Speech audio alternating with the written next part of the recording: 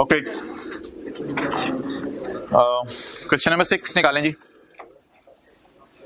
Question number 6,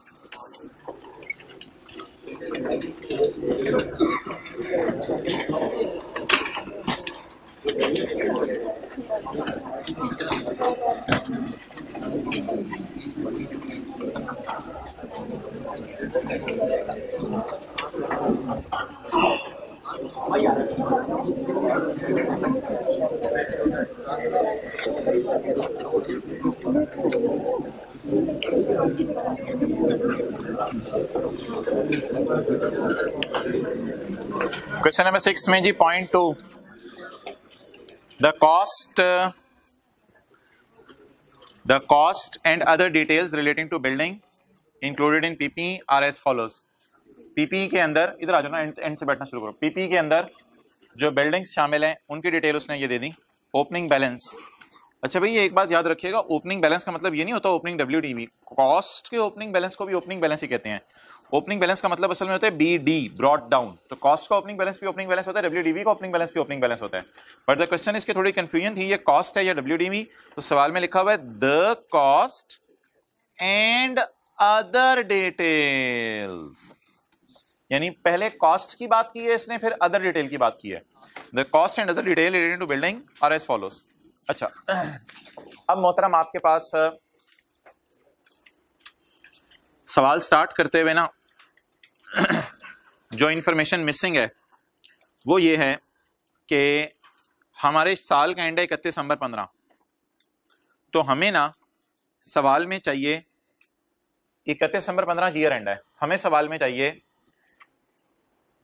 अकमुलेटेड depreciation of 1 जनवरी 15। तो सवाल में लिख लें अकमुलेटेड डेप्रिसिएशन 1 जनवरी 15 की मिसिंग थी। मैंने माना कि अकमुलेटेड डेप्रिसिएशन 1 जनवरी 15 की निकल सकती है। कैसे? कि हमें पता है अगर 1 जनवरी 13 को चीज खरीदें तो 1 जनवरी 15 यानी हमारे साल के पहले दिन खड़े होके 2 साल हमारा एसेट इस्तेमाल हो चुका है। तो सबसे पहली जो बात है सवाल में वो ये थी कि सवाल में अकमुलेटेड डेप्रिसिएशन 1 जनवरी 15 की मिसिंग थी। 2 साल की डेप्रिसिएशन मुझे मालूम करनी है, 2 साल की। 1 जनवरी 13 और 1 जनवरी 15 हमारे साल का पहला दिन है। पहली बात ये होगी। दूसरी बात, अब आपकी मर्जी है कि एसेट अकाउंट कॉस्ट पे बनाएं, फिर 2 अकाउंट बनाने पड़ेंगे। एक का नाम रखना पड़ेगा एसेट अकाउंट, दूसरे का नाम रखना पड़ेगा अकमुलेटेड डेप्रिसिएशन अकाउंट। या आपकी मर्जी है एसेट और अकमुलेटेड डेप्रिसिएशन अकाउंट की जगह एक अकाउंट बनाएं जिसका नाम हो asset account at book value. मेरे ख्याल से मैंने सॉल्यूशन में 2 अकाउंट बनाए हुए हैं, एसेट अकाउंट अलग बनाया हुआ है और अकमुलेटेड डेप्रिसिएशन अकाउंट अलग बनाया हुआ है। अब एसेट अकाउंट कैसे बनेगा मोहतरम? एसेट अकाउंट अगर मैं कॉस्ट पे बनाना चाहूं फिर तो कोई टेंशन ही नहीं। एसेट अकाउंट अगर मैं कॉस्ट पे, मेरी सारी डिस्कशन अभी हो रही है अकाउंटिंग वालों की, टैक्स वालों की डिस्कशन मैंने अभी शुरू करा। 1 जनवरी 15 BD कॉस्ट बोलें 350। Cost of building sold on 30 April 15, cost is 30, it is sold for 35। तो 30 अप्रैल 15 को मेरा एसेट क्या हो गया जिसकी कॉस्ट कितनी थी 30, और एडिशन है 1 जुलाई 15 को 40 रुपए की। तो 1 जुलाई 15 40 की एडिशन है। तो 31 दिसंबर 15 को जो भी मेरा कैरिड ऑन आ गया छोड़े इसको। अब मोहतरम इसको अगर मैं सामने रखूं तो मुझे बनाना है अकमुलेटेड डेप्रिसिएशन अकाउंट। अकमुलेटेड डेप्रिसिएशन अकाउंट कैसे बनेगा? ये तो सिर्फ कॉस्ट अकाउंट है। अकमुलेटेड डेप्रिसिएशन अकाउंट कैसे बनेगा? मुझे 1 जनवरी 15 वाले एसेट्स के बारे में पता होना, 1 जनवरी 15 वाले एसेट्स के बारे में पता होना चाहिए कि 1 जनवरी 15 वाले एसेट्स मैंने कब खरीदे हैं। वो लकीली मुझे पता है, वो सवाल में लिखा हुआ है 1 जनवरी 13 को खरीदे हैं। तो जब मैं अकमुलेटेड डेप्रिसिएशन का ब्रॉट डाउन लिखूंगा तो मुझे चाहिए होगी 2 साल की डेप्रिसिएशन, वहां मुझे 2 साल की डेप्रिसिएशन चाहिए होगी। तो अकमुलेटेड डेप्रिसिएशन अकाउंट अगर मैं स्टार्ट करूं तो इसमें 1 जनवरी 15 को खड़े होके जो BD होगा 350, अकाउंटिंग वालों का रेट 10% है ना, 5% इंटू 2 ईयर्स। जी जवाब दें 35। अच्छा, अब मुझे चाहिए हजरात depreciation, depreciation for the year चाहिए जी, बिल्कुल। तो डेप्रीसिएशन फॉर द ईयर के लिए तो आपको पता है क्या फॉर्मूला यूज होता है, ओपनिंग एक्सक्लूडिंग डिस्पोजल्स पे अलग से डेप्रीसिएशन आती है, एडिशंस पे अलग आती हैं और डिस्पोजल्स पे अलग आती हैं। ओपनिंग कितने हैं जी 350 माइनस, सवाल देखने की बिल्कुल अब जरूरत नहीं, एसेट का टी अकाउंट खुला हुआ सामने, डिस्पोजल्स 30, इन पे पूरे साल का रेट, एडिशंस पे 40 इंटू 5% इंटू 6/12, इस पे 6 महीने का रेट, और डिस्पोजल पे 30 इंटू 5% इंटू 30 अप्रैल 15 तक इस्तेमाल हुए हैं इंटू 4/12, ग्रैंड टोटल क्या आ गया था 17.5. So this is my depreciation for the year. Clear? अब मुझे चाहिए डिस्पोजल्स की अकामुलेटेड, लेकिन यार डिस्पोजल्स की अकामुलेटेड डेप्रिसिएशन जो है वो, डिस्पोजल्स की अकामुलेटेड डेप्रिसिएशन याद रखिएगा, ये नहीं होती कि सिर्फ इसी साल की चाहिए होती है। इस अकाउंट का नाम है अकामुलेटेड डेप्रिसिएशन अकाउंट। तो डिस्पोजल्स की सारे सालों की डेप्रिसिएशन चाहिए मुझे, तो डिस्पोजल्स की सारे सालों की डेप्रिसिएशन निकालने का शॉर्टकट ये है, अब जरा अटेंटिव रहना आपने, डिस्पोजल की डेट ऑफ परचेज पता होनी चाहिए। मोहतरम सारे ही एसेट आपने यकम जनवरी 13 को खरीदे हुए हैं, क्योंकि ओपनिंग जो एसेट पड़े हुए हैं सारे के सारे यकम जनवरी 13 को खरीदे हैं, पूरा 13, पूरा 14 और 15 का कितना हिस्सा, नहीं मैं बताता हूं 15 का कितना हिस्सा, 15 के 4 महीने 12 में से, तो कैलकुलेटर पे 4 डिवाइडेड बाय 12 जरा करें, 0.30 आ रहा है 0. अच्छा, तो मोहतरम अगर एक एसेट 12 महीने में से 4 महीने इस्तेमाल हुआ तो 1 साल इस्तेमाल हुआ या 0.3333 ईयर इस्तेमाल हुआ? अच्छा, लेकिन 2 साल तो पहले भी इस्तेमाल हो चुका है, तो मेरे ख्याल से 2.33333 कैलकुलेटर पे हम लिखेंगे तो पता चलेगा एसेट कितना इस्तेमाल हुआ। कुछ बच्चे गलती से 2.4 लिख देते हैं, नहीं नहीं नहीं यार, ये 4 का मतलब 2.4 नहीं है, 12 में से 4 महीने एसेट इस्तेमाल हुआ है। तो 12 में से 4 महीने का क्या मतलब है, 4 डिवाइडेड बाय 12, तो कितना साल इस्तेमाल हुआ, 0.5 ईयर्स इस्तेमाल हुआ या 0.33 ईयर्स इस्तेमाल हुआ? अगर 6/12 होता तो 0.5 ईयर इस्तेमाल होता। अब हम खड़े कहां हैं? हमें चाहिए डिस्पोजल्स की, बोले कम्युलेटेड डेप्रिसिएशन। डिस्पोजल की कॉस्ट पकड़ें 30 को मल्टीप्लाई करें 5% से और मल्टीप्लाई करें 2.3333 कई दफा जी 3.5। अब बता दें कैरी डाउन क्या आ गया 40 और इधर ऊपर 3। अब जरा सारे अटेंटिव रहिएगा, इसमें से ये माइनस कर देंगे तो ये कैरिंग अमाउंट आएगी या टैक्स बेस आएगी? 360 में से 49 माइनस कर देंगे तो क्या आएगी, कैरिंग अमाउंट आएगी। लेकिन करंट टैक्स में अगर मैं चला जाऊं तो अकाउंटिंग वालों की डिप्रिसिएशन उल्टानी पड़ेगी। लेकिन यार अकाउंटिंग वालों का गेन भी तो आ रहा होगा या लॉस भी तो आ रहा होगा, तो एक अकाउंट बनेगा डिस्पोजल, इसमें कॉस्ट क्या जाएगी 30, अकामुलेटेड डेप्रिसिएशन कितनी जाएगी 3.5 और कैश फॉर 35 का बेचा, what ever the gain loss में भी इधर आ रहा है 8 point. Disposal account debit, P&L credit, accounting वालों का गेन है इसलिए इस गेन को क्या करना पड़ेगा, लेस करना पड़ेगा। गेन को क्या करना पड़ेगा,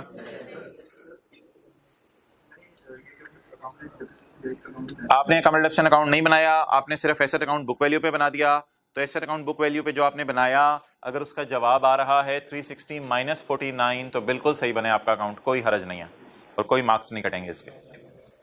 तो हाँ जी, आपने डिस्पोजल अकाउंट नहीं बनाया, आपने ब्रैकेट्स के अंदर कैलकुलेशन शो कर दी होंगी, वो भी एक्सेप्टेबल है।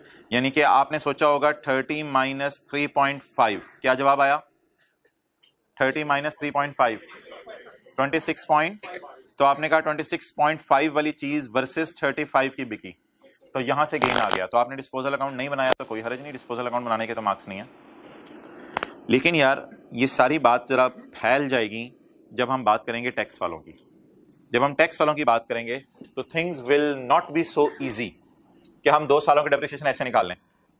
इस ब्रॉड डाउन थोड़ा सा हमें टफ टाइम देगा, फिर डेप्रिसिएशन हमें टफ टाइम देगी, और फिर डिस्पोजल्स की डेप्रिसिएशन हमें टफ टाइम देगी, क्योंकि WDV मेथड टैक्स वाले यूज कर रहे हैं या straight line method, WDV method.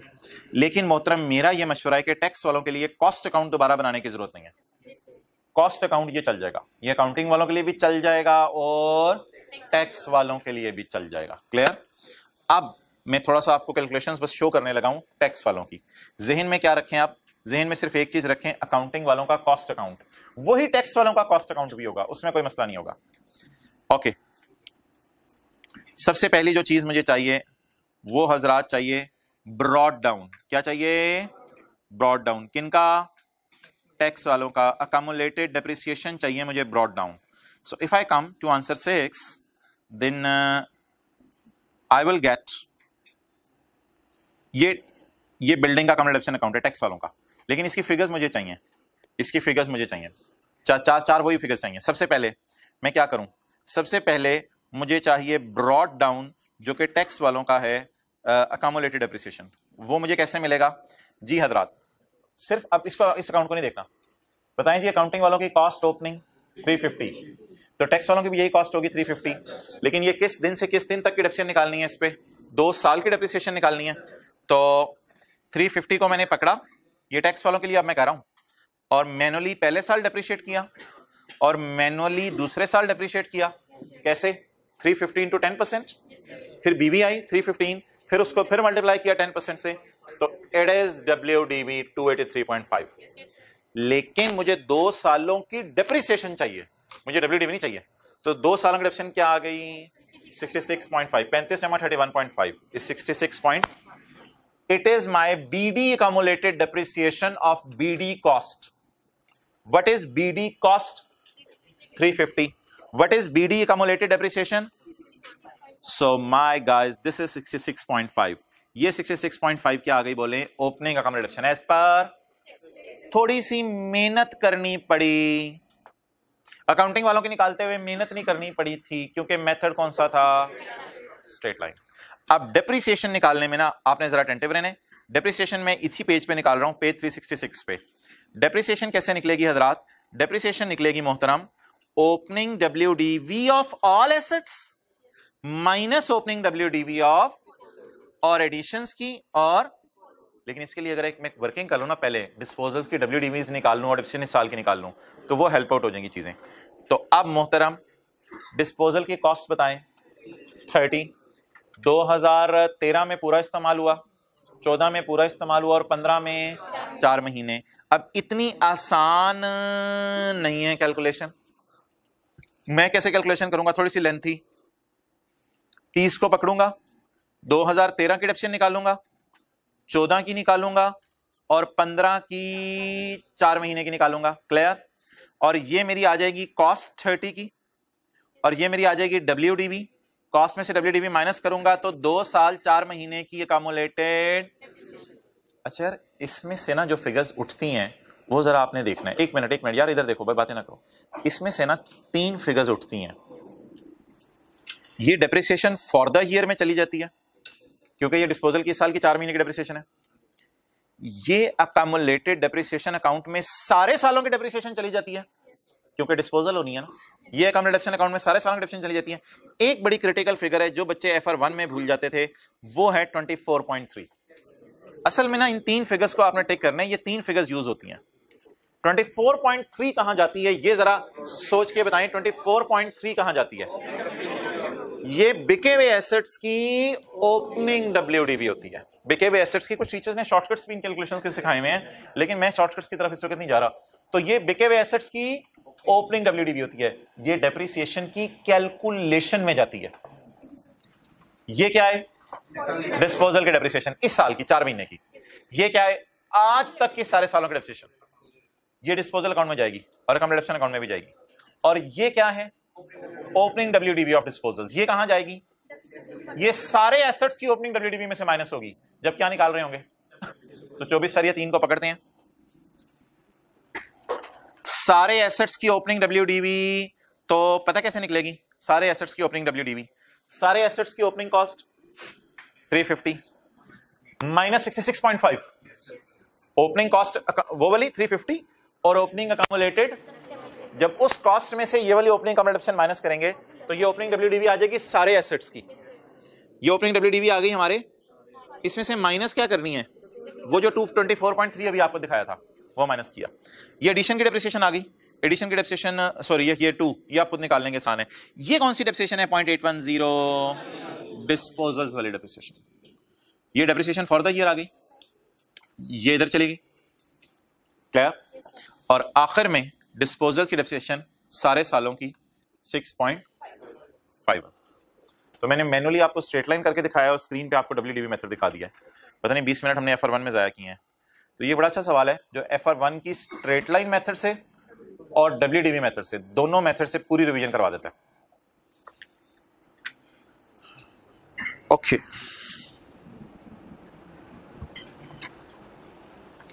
अब मोहतरम एक बात अगर मैं आपसे कर दूं, बड़ी गौर से सुनिए। अगर सवाल में लिखा होता, अभी ना सवाल में कुछ लिखा नहीं हुआ था, सवाल में सिर्फ ये लिखा हुआ था tax depreciation is calculated at 10% on reducing balance method. ये अगली लाइन ना मैं बाद में समझाता हूं ये क्या है। अगर सवाल में एक लाइन लिखी होती tax authorities charge full year depreciation in the year of purchase while tax authorities do not charge any depreciation in the year of disposal। दोबारा बोल रहा हूं, अगर ये लाइन लिखी होती tax authorities charge full year depreciation in the year of purchase while no depreciation is charged in the year of, accounting में ये बात लिखी नहीं हो सकती मेरे ख्याल से। अकाउंटिंग में अगर ये बात लिखी है तो ये ब्लंडर है, होना नहीं चाहिए। बहरहाल अकाउंटिंग में अब आती भी नहीं आई कि अब ये लाइन लिखता नहीं है, लेकिन टैक्स वालों की नजर में ऐसा हो सकता है full year depreciation in the charge is in the year of purchase while no depreciation is charged in the year of। अगर ऐसा होता तो मोहतरम जरा अटेंटिव रहने, आपने वर्किंग 11 में जो मेरी डेप्रिसिएशन है वो कैसे बदलती। वर्किंग 11 में मेरी डेप्रिसिएशन ऐसे बदलती कि इसमें कोई फर्क नहीं आना था क्योंकि ये तो ओपनिंग एसेट्स माइनस डिस्पोजल्स है, इसमें कोई फर्क नहीं आना था। ये डिस्पोजल की डेप्रिसिएशन बिल्कुल गायब हो जानी थी, no depreciation in the year of disposal, ये डेप्रिसिएशन गायब हो जानी थी। ये फैक्टर गायब हो जाना था, ओहो मैंने मिटा दिया, दोबारा देख लें, ये फैक्टर गायब हो जाना था। Full year depreciation in the year of purchase, full year depreciation in the year of purchase. एक छोटी सी चेंज और होनी थी, वो ये होनी थी कि no depreciation in the year of disposal. तो ये 6.51 नहीं आना था, फिर ये आना था 3 + 2.7 5.7 आना था, फिर ये 6.51 नहीं आना था, फिर ये कितना आना था 5.7, और ये 6.51 की जगह यहां कितना चला जाना था 5.7। क्लियर। तो ये ऐसा काम कब करते, जब लिखा होता no depreciation in the year of disposal and full year depreciation in the, तो परचेज वाले पे 6/12 ना लगाते और डिस्पोजल वाले पे डेप्रिसिएशन बिल्कुल भी चार्ज ना करते। लिखें सवाल साइलेंट है इसलिए हमने प्रोपोर्शनेट बेस पे टैक्स वालों की डेप्रिसिएशन भी निकाली है। प्रोपोर्शनेट बेस का मतलब है ना 6/12 4/12। सवाल साइलेंट है इसलिए हमने टैक्स वालों की डेप्रिसिएशन भी प्रोपोर्शनेट बेस पे निकाली है। ये ना 10% को स्टार डाल के लिखना है 10% को। सवाल साइलेंट है इसलिए हमने टैक्स वालों की डेप्रिसिएशन भी प्रोपोर्शनेट बेस पे निकाली है।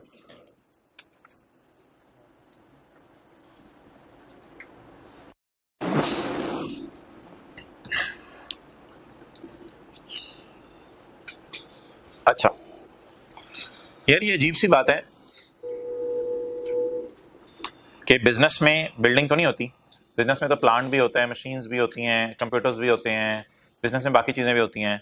उसने एक लाइन डाल दी, फिर उसने कहा अगर तुम इतना सोच रहे हो ना तो फिर एक लाइन सुन लो, अकाउंटिंग वालों की depreciation of all other owned asset. Other से पता क्या मुराद है, अदर से मुराद है other than building, accounting depreciation of all other owned assets included in PP is same as.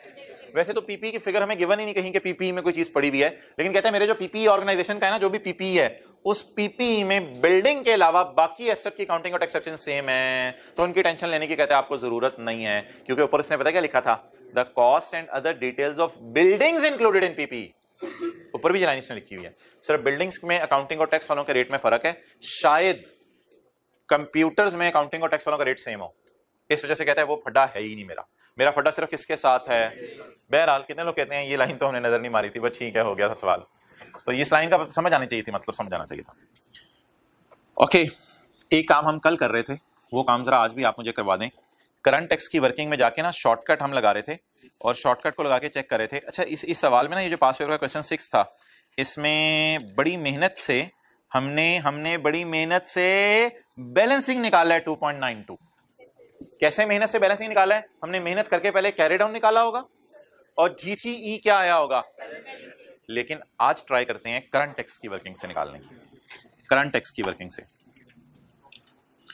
Page 334 मैंने सिर्फ जो हाईलाइट कराऊंगा चीजें वो देखिएगा। What is my accounting profit 80। Deduction not allowed कोई ढूंढे, डिडक्शन नॉट अलाउड ढूंढे। पेनल्टी, कल एक शॉर्टकट सीखा था ना यार, डिडक्शन नॉट अलाउड ढूंढ ली। एग्जाम्प्ट इनकम ढूंढे,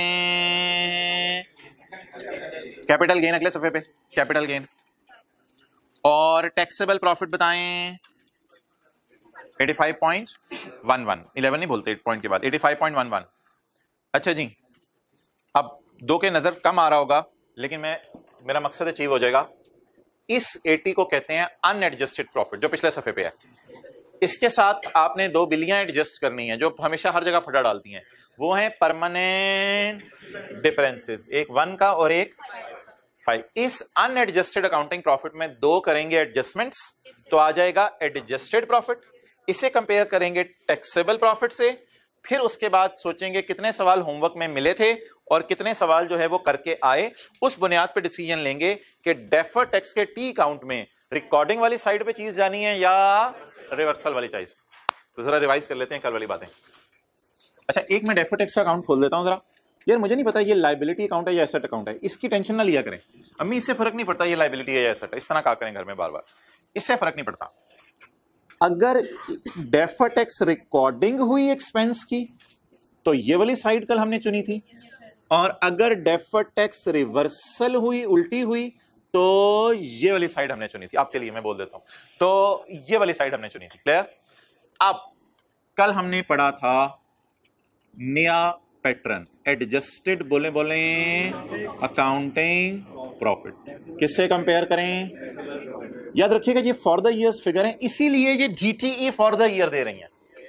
और अगली चीज, अच्छा जी हजरात बताइए हजरात, अकाउंटिंग प्रॉफिट कितने? इसमें प्लस क्या कर दूं? 1 और -5। ये पास पेपर का क्वेश्चन 6 चल रहा है, शॉर्टकट अप्रोच जीटीई निकालने की। 80 प्लस कितना आ गया? बस अब ऊपर नहीं देखना, बस ये काफी है, अब इसको ब्रैकेट में ले लें, छोड़ें। 70 ये अकाउंटिंग प्रॉफिट आ गया। टैक्सेबल प्रॉफिट 85.11, डिफरेंस 9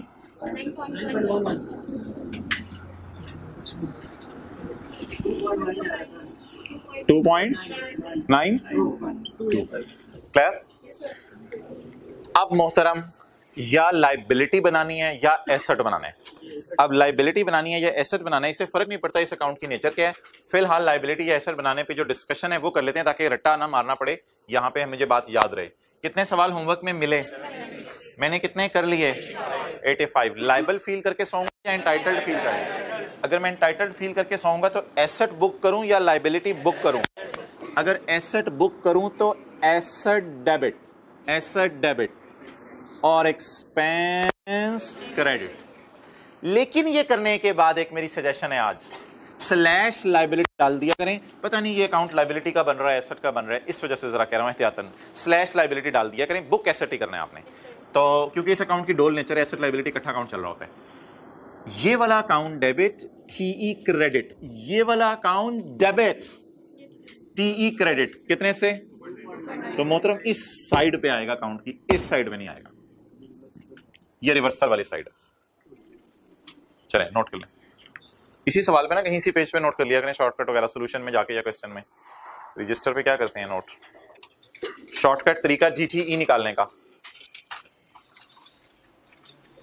और 2.92 ही आ रहे हैं ना, हाँ शुक्र है 2.92 ही आ रहा है, बल्कि इसी में सोल्यूशन में स्टार डालें 2.92 पे और स्टार डाल के नीचे कहीं लिख लें सफे पे शॉर्टकट वे। इधर लाओ जरा कैमरा, मैं इधर वो हाथों से इशारा कर रहा था यार। 2.92 वर्किंग 3 में देखें और यहीं पे कहीं नीचे कर लें।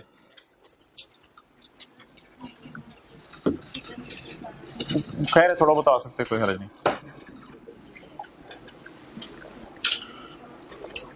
काजी भाई को आने दें यार, खुल के बैठने दें। आ जाते हैं, बड़ी बात है, लेट आए खैर है, भाईजान टाइम पे आ जाया करो, इतनी दूर से आप कुर्बानी करके आए हुए हैं।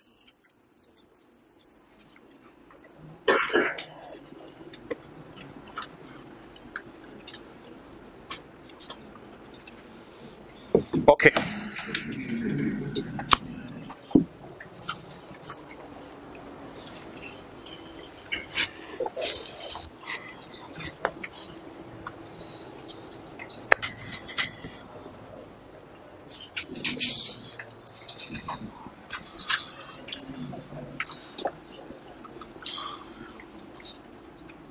अच्छा, लकीली हमारी बुक के अंदर भी एक सफ़ा है जो कल वक्त की कमी की वजह से, विटामिन की कमी की वजह से, वक्त की कमी की वजह से मैं आपको दिखा नहीं सका था। पेज 255, पेज 255 का एंड मिल गया। पेज 255 का एंड पे ना एक हेडिंग दी हुई है, format for income statement approach. Format for income statement approach, page number 255 screen पे नजर आ रहा है। पेज 255 इसका एंड, इस पे आए, format for income statement approach. It will give guys, it will give GTE, बोले GTE, चित के बोले GTE, it will give GTE। इसमें किस किस को कंपेयर करना होता है? एडजस्टेड अकाउंटिंग प्रॉफिट को, और अभी वो जो फॉर्मेट व्हाइट बोर्ड पे बनाया था, डिफरेंस आता है और टेक्स्ट लगता है इस पे। एडजस्टेड अकाउंटिंग प्रॉफिट क्या होता है? Accounting profit plus minus exempt income. एक और लाइन कोई लिखी हुई है, ये पता नहीं क्या है, अभी तो हमें समझ नहीं आएगी, मैंने ऐसे ही क्वेश्चन मार्क डाल दिया, ये पता नहीं क्या लिखा हुआ है। आगे चलें। If adjusted accounting profit is greater than taxable profit. अच्छा, ये आपने ना खुद सोचनी है अब entry. If adjusted accounting profit 100 रुपया is greater than taxable profit. कितने सवाल मिले होमवर्क में? 100 किए कितने? क्या फील करके सोएंगे? लायबल फील करके। एंट्री बताएं। Deferred tax expense debit, deferred tax liability credit. लेकिन कभी कभी अकाउंट एसेट भी चल रहा होता है, इसलिए स्लैश एसेट मजबूरन लिख दिया। Next, if adjusted accounting profit, if adjusted accounting profit is less than taxable profit. Figures assume की मैंने। अकाउंटिंग वालों का प्रॉफिट कितना है? 70। होमवर्क में सवाल कितने मिले? 70। करके कितने सोए? एंटाइटल्ड फील करेंगे तो एसेट बुक करें। एसेट बुक करने की एंट्री एसेट डेबिट एक्सपेंस, उल्टी होगी। ओके, लेकिन लाइबिलिटी हम ऐसी स्लैश डाल के लिख देते हैं। यार आप स्टूडेंट हैं या उस्ताद हैं? उस्ताद हैं। Important note for students, students के लिए इंपॉर्टेंट नोट। ये अप्रोच यूज कब करनी है? ये हमारा कल का सवाल था जो रह गया था, तजस्सुस तो रखे ना, आप पढ़ी जा रहे हैं। ये अप्रोच यूज कब करनी है? ये हमारा कल का क्वेश्चन था जो रह गया था। अगर कभी पेपर में ना कैरिंग अमाउंट और टैक्स बेस का डाटा अवेलेबल ना हो, this approach is used in paper if carrying amount and tax base data is, अगर कैरिंग अमाउंट और टैक्स बेस का डाटा सवाल में गिवन ना हो। क्या ऐसा कभी हुआ है? नहीं, हमारे टॉपिक में तो कम से कम ऐसा नहीं हुआ। फाइनल अकाउंट जब आएगा ना वॉल्यूम 2 में, तो उसमें एक सवाल होगा लेमनेड वाला। वो जो लेमनेड वाला सवाल होगा ना, उसमें ये मसला आएगा। ये अप्रोच हमने कहीं जिंदगी के मोड़ पे जाके ना जनवरी में यूज करनी है, तो फिर आपको याद आएंगी ये बातें। तो इसलिए ये बात यहां लिख जाते हैं ताकि कभी ये बात याद आ जाए। कई दफा ना सवाल में क्या मिसिंग होता है? बोले कैरिंग अमाउंट और टैक्स बेस का डाटा मिसिंग होता है, यानी WDVs निकल नहीं रही होती। जान भी मारते हैं हम, WDVs नहीं निकलती, डाटा नहीं दे रहा सवाल वाला, तो मजबूरन फिर ये वाली अप्रोच यूज करेंगे। हाँ, वो तो गिवन थी। अकोमोलेटेड एब्सेशंस अगर गिवन हो फिर तो बहुत ही अच्छी बात है। फिर तो बहुत ही अच्छी बात है। शॉर्टकट कभी यूज नहीं करना, शॉर्टकट के पेपर में मार्क्स कटेंगे। शॉर्टकट मैंने बता दिया हुआ है, इट इज शॉर्टकट। जो हमने नई अप्रोच सीखी है इसको यूज कभी नहीं करना। यूज कब करेंगे ये कभी फिर देखेंगे। फिलहाल इस्तेमाल करने का तरीका आ गया है, जेब में डाल के रख लें इस बंदूक को जो व्हाइट बोर्ड पे सीखी है। हाँ, पुरानी अप्रोच आपको पता है क्या है? पुरानी अप्रोच को ना बैलेंस शीट अप्रोच कहते हैं। थोड़ा सा ऊपर इस सफे पे, it will give us closing balance. DTE देता है या DTLA देता है? इसमें कैरिंग अमाउंट को किससे कंपेयर करते हैं?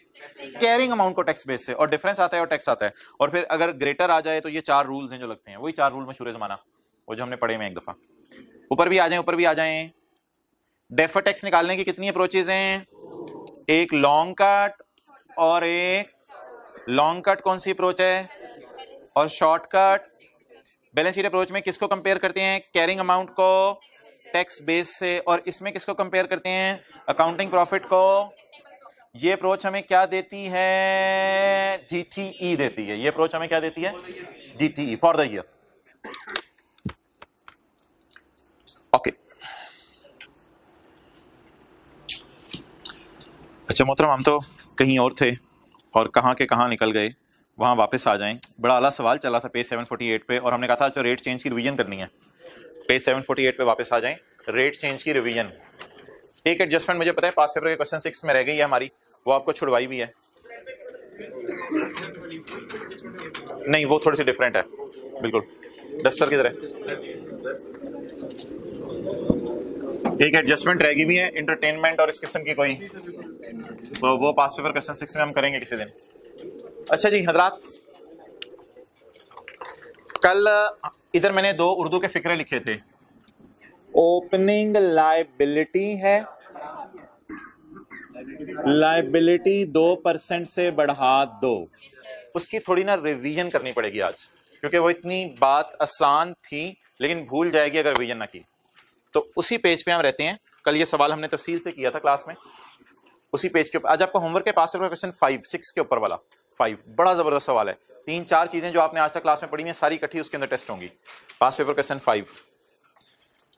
अच्छा जी, वी आर ऑन पेज 748 और हमने जो सीखा था क्वेश्चन 17 में उसकी शॉर्ट सी प्रैक्टिस करने लगे हैं, शॉर्ट क्वेश्चन 1 में और शॉर्ट क्वेश्चन 2 में। On 1 January 2019 balance of deferred tax asset is 36। तो मैंने ज्यादा डेटा नहीं दिया, डायरेक्ट ही बैलेंस दे दिया डेफर्ड टैक्स का। 1 जनवरी 19 को डेफर्ड टैक्स एसेट में बैलेंस कितना पड़ा हुआ है? 36। डेफर्ड टैक्स एसेट बैलेंस कितना पड़ा हुआ है? 36। Asset, sorry asset.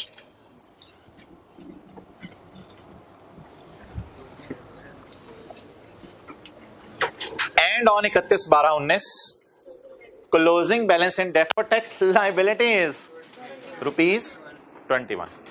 इसका मतलब है यहां स्लैश डाल के क्या कर दें, जैसे बैंक अकाउंट में कभी पैसे पड़े होते थे, कभी ओवरड्रॉन होते थे साल के एंड पे।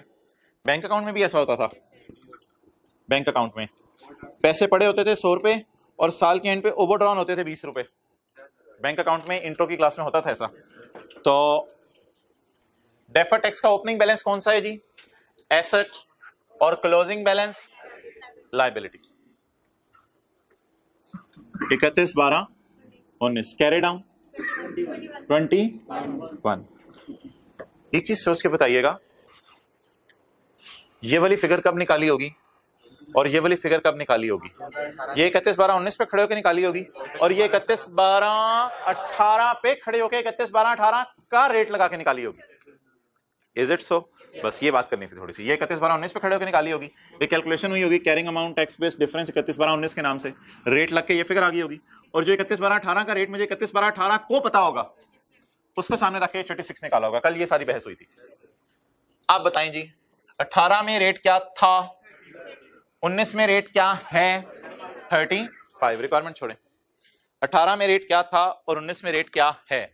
18 में रेट कितना था, 19 में 35। कल किसी को याद हो, रेड मार्कर पकड़ा था और लगाया था सर्कल। क्या रेट है? 30%। ये किस पे पड़ा है? यार छेड़ा छाड़ी ना सिर्फ ओपनिंग के साथ करनी है, तुखनियां नहीं लेनी क्लोजिंग के साथ। चीची छेड़ के देखूं इस तरह की जी बातें नहीं करनी। तो क्लोजिंग को नहीं छेड़ना, छेड़ाछाड़ी सिर्फ कहां करनी है? ओपनिंग के साथ। अब आप कोशिश करें या मैं कोशिश करूं, आप ऐसा करें ना, 2 उर्दू के फिक्रे सोच लें, फिर मैं उसके बाद लिख भी देता हूं। कल वाला रजिस्टर निकाले ना, फिक्रे एक दफा उर्दू के पढ़ के ना, फिर उनको दोबारा बोल। अच्छा, क्लोजिंग को नहीं देखना यार, क्लोजिंग लायबिलिटी एसेट है, इसको नहीं देखना। बच्चे इस वजह से कंफ्यूज होते हैं, क्लोजिंग भी देख रहे थे साथ, इसको छोड़ें। ओपनिंग एसेट है। अगला फिक्रा चलें उसी जगह लिख लेते हैं। ओपनिंग क्या है? ओपनिंग एसेट है। पहली बात होगी। दूसरी बात जी, एसेट को नहीं क्लोजिंग लायबिलिटी उसकी खैर है यार, इसको छोड़ो, बस वो परेशान रहोगे।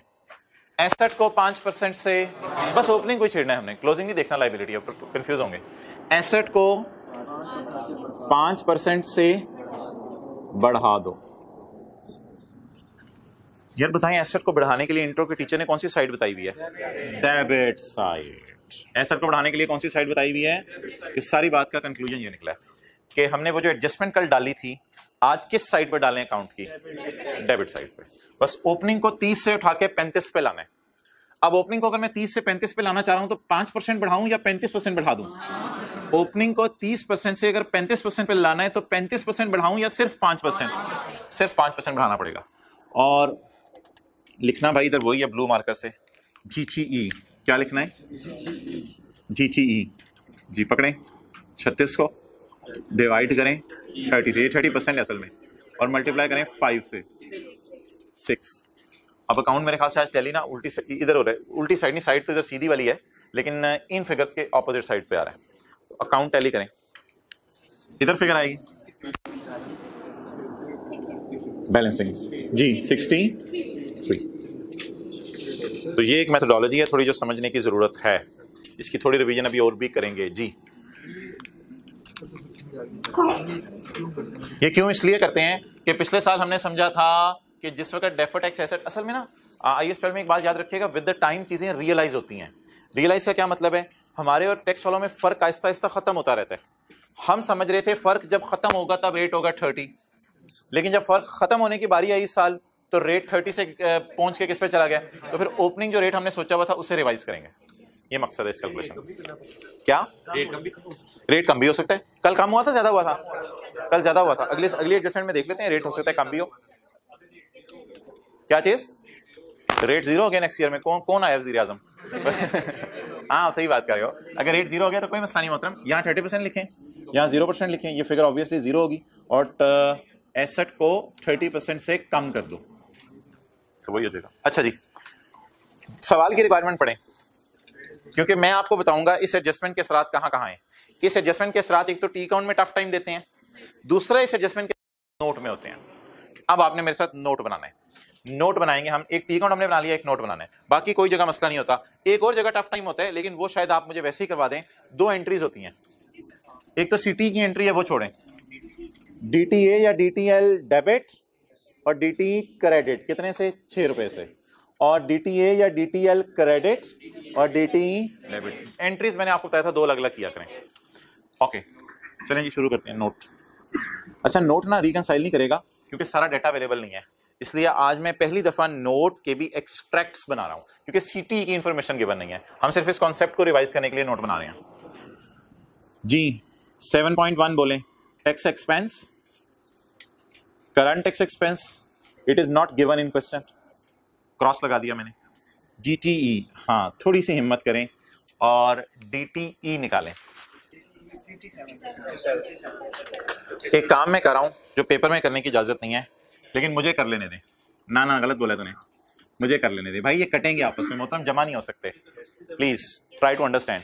आप कहेंगे सर जिंदगी के कभी किसी मोड़ पे हमने तो नहीं ऐसे काटा, फड़ ले बंदा जूता, परचेज रिटर्न 63.6 तो काटते थे आप लोग।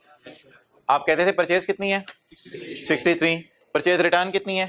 6, 63 माइनस 6 करते थे, और P&L के मुंह पे कितनी परचेज ले जाते थे? 50 से। इसी तरह डेटर अकाउंट में सेल को सेल रिटर्न से काटते थे। तो इस तरह ना दोनों को काटें आपस में, काट के सोचें बचा किस साइड पे, परचेज रिटर्न ही तो नहीं होती बिजनेस में, सारी परचेजेस ज्यादा होती हैं, तो काट के इस साइड पे बचा। तो एक कटिंग मैं कर रहा हूं जो पेपर में नहीं करनी, लेकिन अपने समझने के लिए कर रहा हूं। क्या बचा? 57। अब ना जरा एंट्री सोच लें कि TE डेबिट हो रहा है या TE क्रेडिट हो रहा है। अगर TE डेबिट हो रहा हुआ तो नेगेटिव साइन, DTA या DTL credit, TE debit. TE debit तो साइन नेगेटिव। लेकिन टोटल इसका ना कीजिएगा क्योंकि मुझे अभी डाटा अवेलेबल नहीं है, टोटल ना कीजिएगा। Okay 7.2 reconciliation. अच्छा, रिकॉन्सिलिएशन में मैंने बताया था इस वजह से रिकॉन्सिलिएशन आउट हो जाती है, इसलिए पीबीटी सवाल में अवेलेबल नहीं है। टैक्स रेट अवेलेबल है अच्छा, टैक्स कैलकुलेटर पे नहीं निकल सकता। 35% हमारे साल का रेट लेना है 2019 की कैलकुलेशन हो रही है, 18 की नहीं करा, 2019 की कैलकुलेटर पे निकालने, वो भी मुझे नहीं पता। इन द एंड रिकॉन्सिलिएशन कल आउट हुई थी, in the end reconciliation out हुई थी। अब वो जो मैंने काटा था, इस काटे हुए को मिटा देता हूं।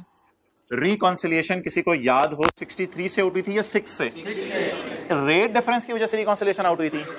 अब थोड़ी सी जरा फोकस करना है, इस 6 को रिकॉन्सिलिएशन में ऐड करना है या लेस करना है। इसके बारे में मैंने एक चीज बताई थी जाते जाते, जो कि जरा जल्दी में बता दी थी। यार कमाल है, इधर ओए कोड दिखा, कोड दिखा, इसका कोड दिखा, अरे दिखा दे, ओहो ओए लेवल है, दे दिखाओ। इसने यहाँ पे फूल रखा हुआ था, लेवल चेक करें इसका, यहाँ इसके फूल, यहाँ लेवल कहाँ से? साथ वालों के घर से, कहाँ से आया? वैसे तो 10 रुपए का मिलता है। ओके अच्छा जी, प्लीज रिस्पेक्ट एवरीवन। अच्छा, ये टैक्स क्या होता है बोलें? खर्चा होता है या इनकम होती है? वैसे पूछ रहा हूं, टैक्स खर्चा होता है और ये खर्चा उलट रहा है, इसलिए आज 6 के साइन के साथ आएगा नेगेटिव साइन के साथ। ये ना थोड़ी सी बात है, जरा ये भी याद रखिएगा। इफेक्ट ऑफ रेट चेंज, दोबारा सुने वजह नेगेटिव की। कल पॉजिटिव था क्योंकि कल कितने रुपए आ रहे थे और इस साइड पे आ रहे थे, देख लें जाके 5 रुपए इस साइड पे आ रहे थे, और जाके देखें रिकॉन्सिलिएशन में ऐड किए थे। लेकिन रटा रुटा भूल जाता है कि असल में कुछ लोग इंदा ना रटा भी मार लेते हैं। रेट चेंज इधर आया तो ऐड करना है, रेट चेंज इधर आया तो लेस करना है, ये रटा मार लेते हैं। लेकिन जरा थोड़ा सा एक कॉन्सेप्ट सुन लें, शायद याद रह जाए।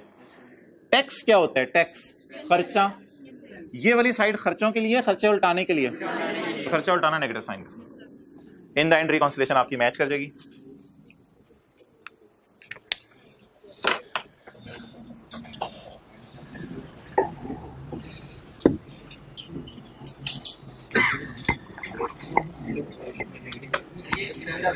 क्या नहीं यार, खर्चा अगर हो ना, खर्चा खर्चे में ऐड होता है, तो ये खर्चा है ही नहीं, ये खर्चा उलट है। असल में देखो ना, हमारा एसेट था, एसेट असल में बढ़ गया, तो एसेट बढ़ गया, एसेट डेबिट तो खर्चे क्रेडिट, इसलिए खर्चा कम हो रहा है। ओके चलो यार, ले आओ इधर कैमरा। 5 मिनट में आपको दे रहा हूं क्योंकि ये कॉन्सेप्ट्स रिवीजन मांगते हैं, थोड़ा सा ये मुश्किल कॉन्सेप्ट है। 5 मिनट दे रहा हूं। क्वेश्चन 2 का टी काउंट बना दें और क्वेश्चन 2 का नोट के एक्सट्रैक्ट्स बना दें। जिनको समझ आ जाती है वो तो 1-2 मिनट लेते हैं, ज्यादा टाइम नहीं लगाते। साथ लोग कहते हैं तेरे लिए तो 2 मिनट है, मैं जरा शुरू हो जाता हूँ। चलें जल्दी, दूसरा सवाल करें।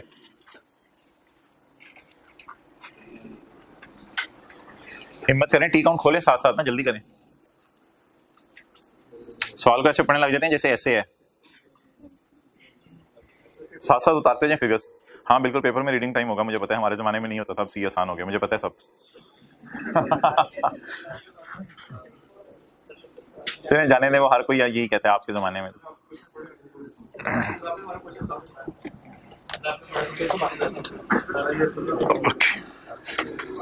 कोई नहीं, हम भी अपने पुरानों को यही कहते थे कि आपके जमाने में सी आसान था, इसलिए हमें आज ये सुननी पड़ी है। चलें, लेकिन आप सीए बन वैसे ज्यादा रहे हैं पहले से। पहले कुछ 100-150 साल 6 महीने में निकालते थे, अब 300 भी निकाल रहे हैं 6 महीने में। ओके, बोतल का मुंह तो उसी तरह। Short question 2, done. अब नोट के एक्सट्रैक्ट्स भी बना लें, जाना पड़ता है उंगली पकड़ के।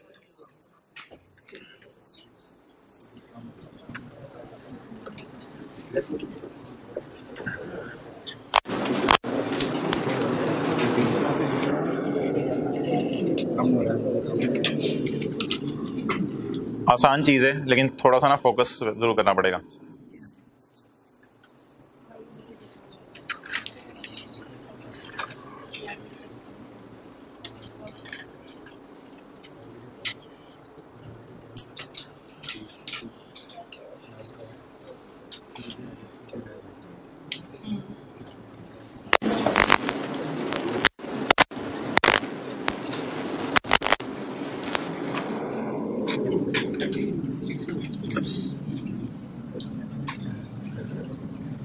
ओके, ऑन एकम जनवरी 2019 balance of deferred tax liability is ₹50।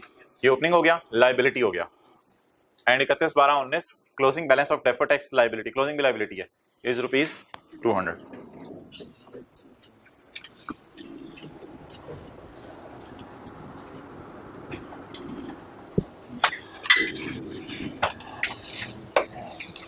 Ji deferred tax liability slash asset. जी हजरात बोलें। यकम जनवरी 2000 BD 50, 31/12/19 200। जी ओपनिंग बोलें कितने परसेंट है? 20 और क्लोजिंग 22%। अब फिक्रे बोलें दो, ओपनिंग क्लोजिंग को नहीं छेड़ना, ओपनिंग ना छेड़ मलंगा नु, क्लोजिंग नु। अच्छा ओपनिंग लायबिलिटी है, लायबिलिटी को कता नजर के क्लोजिंग लायबिलिटी है, ये एसेट है, ओपनिंग लायबिलिटी को कम करना है। लायबिलिटी को कितने परसेंट से? 3% से कम करें। अच्छा लायबिलिटीज कम करने के लिए कौन सी साइड बताई थी नीचे से? लायबिलिटीज कम करने के लिए डेबिट साइड। तो डेबिट साइड पे कितने परसेंट का एडजस्टमेंट डालनी है? 22% की या 3% की? 3% की। तो 3% की डेबिट साइड पे एडजस्टमेंट मार देते हैं। जी कितना पड़ा हुआ है? 50। कितने पे पड़ा हुआ है? 25 पे। 22 पे लाने के लिए 3 से कम करना पड़ेगा, तो 6 अगेन 6 ही आ गया। चलें खैर है। अच्छा DTE कहाँ आ रहा है? अब इधर आ रहा है कितना? 156। ओके अब आप मुझे बताएं, सबसे पहले जब मैं नोट बनाने जाऊंगा तो DTE 2 जगह नजर आ रहा है, तो मैं उसको परचेज और परचेज रिटर्न को काटूंगा 150। अब जरा मैं सोच लेता हूं कि खर्चे की रिकॉर्डिंग है या रिवर्सल है। ये वाला account credit, TE debit, still I will use negative sign 150। Next अगला सवाल, ये रेट कितना इस साल का? इस साल का 22%। अच्छा रिकंसिलिएशन मैच तो नहीं हो सकेगी क्योंकि सारा डेटा अवेलेबल नहीं है। अच्छा टैक्स क्या होता है? खर्चा। ये खर्चा रिकॉर्ड करने की साइड है या उल्टाने की साइड है? उल्टाने की साइड है, नेगेटिव 6। खर्चा उल्टाने की साइड है ना? एंट्री सोच के यार, जरा एंट्री सोच के ना मुश्किल हो जाएगा। एंट्री सोच के पता है क्यों मुश्किल होगा? असल में जब हम एंट्री सोचते हैं ना तो DTL डेबिट, TE क्रेडिट, तो क्रेडिट तो खुशी खुशी फिर हम इधर पॉजिटिव साइन के साथ रिकॉर्ड करते थे। इधर ना साइंस थोड़े से जरा ऑपोजिट चल रहे होते हैं, आपको पता है। रिकॉन्सिलेशन में इधर उल्टा साइन आता है, इधर उल्टा साइन आता है, याद होगा। तो इस वजह से जिस तरह मैं सोचवा रहा हूँ उस तरह ही सोचें तो बेहतर है। ये है रेट चेंज का इफेक्ट, इसको लेके जाना है रिकंसाइलिंग आइटम के तौर पे।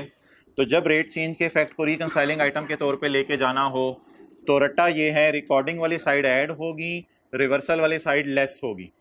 और लॉजिक ये है कि टैक्स क्या होता है? खर्चा। खर्चा उलट रहा है तो खर्चे को माइनस करके हटा दें।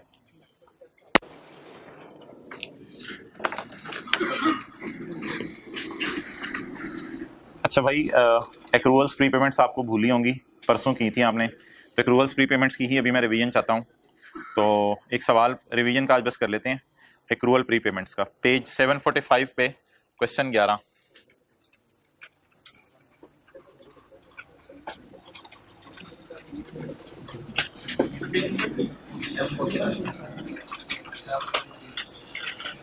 अच्छा, तीनों का केस नॉन जेन्युइन है या तीनों में से किसी एक का जेन्युइन भी है?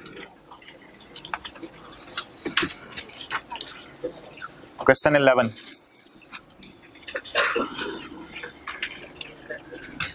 रेक्टेंगल लिमिटेड, ट्राइंगल था ना पहले तो शायद, rectangle limited was incorporated in 2017। इसका मतलब है 1 जनवरी 17 को डेफर्ड टैक्स अकाउंट में कोई बैलेंस नहीं होगा, 1 जनवरी 17 को, जो 31/12/16 भी बनता है।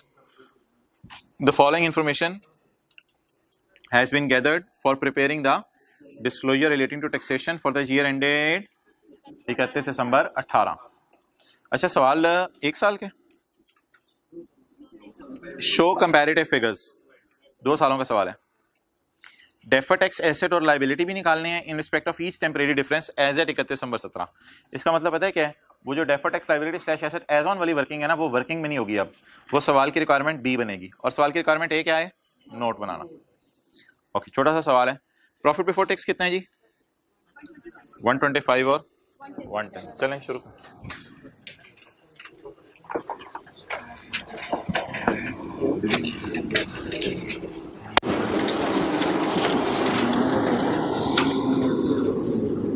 यार परेशान ना हो, ये रेट चेंज वाला सवाल, ये रेट चेंज वाला कॉन्सेप्ट मैंने इस सवाल में डाला हुआ है, ये आ जाएगा। रेट चेंज अभी रिवाइज हो जाएगा, अगर जहन में कोई तशनगी है तो रिकॉन्सिलिएशन में चीजें देख लेंगे। ओके, 2018 और 2017 वर्किंग वन। अगले सफे से करंट टैक्स। जी मोहतरम, नहीं ये बी पार्ट नहीं है, ये तो करंट टैक्स है ना, बी पार्ट इंशाल्लाह हम कर लेंगे। ए पार्ट के लिए आधा सफा छोड़ दो, बी पार्ट के लिए आधा सफा छोड़ दो जी। Profit before tax 125 110। आखिर में जरा 1 मिनट याद कराना है, होमवर्क का सवाल दिखा के उसके फजाइल बयान करने हैं। 125 और 110। Okay,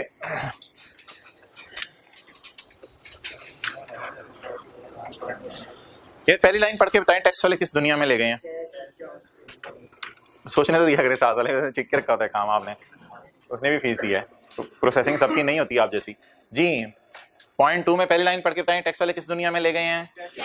rent is allowed for tax purpose on. अच्छा, पे क्या होते हैं? खर्चे होते हैं या इनकम्स होती हैं? कहीं खुदा ना खासा ये ना हो कि पेपर में आपको पता ना चले रेंट खर्चे वाला है या इनकम वाला है, तो पहले तो ये डिसाइड कर लें ये रेंट खर्चे वाला है इनकम वाला है? खर्चे वाला है। कैसे? पेमेंट हो रही है ना रेंट की, रेंट आ तो नहीं रहा हमें, हम किराया ले तो नहीं रहे, बल्कि हम किराया, the rent is allowed for tax purposes on. ओए होए होए होए, ये तो 2 साल का सवाल इकट्ठा आ गया, जबरदस्त हो गया, छिक के रखो। As at 31 December 2018 rent payable कितना है? 1 मिलियन। और एज एट 31 दिसंबर 17, 31 दिसंबर 16 का इसलिए नहीं दिया कि हमारा बिजनेस ही नहीं था, हमारा बिजनेस ही 17 में स्टार्ट हुआ है, तो 31 दिसंबर 17 का कैरी डाउन दे दिया रेंट का, और 31 दिसंबर 18 का दे दिया। और टैक्स वाले कौन सी अकाउंटिंग फॉलो कर रहे हैं? कौन सी अकाउंटिंग फॉलो कर रहे हैं? कैश वाली अकाउंटिंग फॉलो कर रहे हैं। अच्छा जी, तो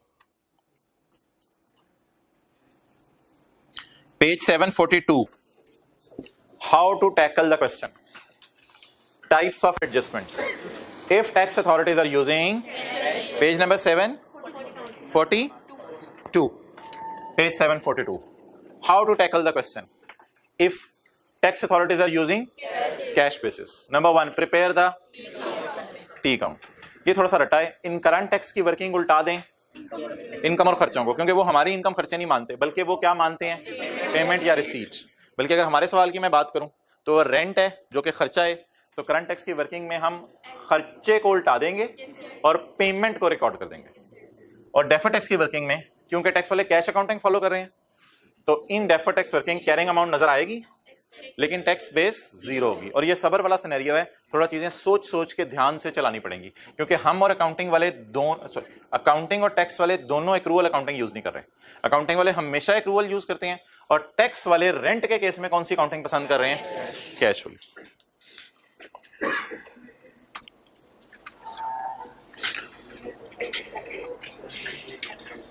अच्छा, स्टेप 1 क्या था? Prepare T account. T account बनाएंगे।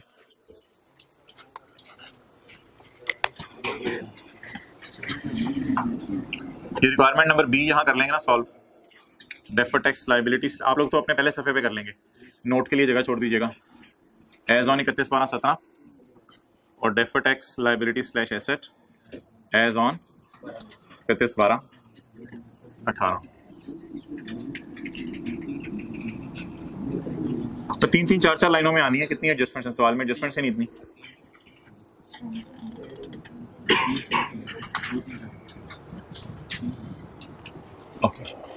वर्किंग नंबर 2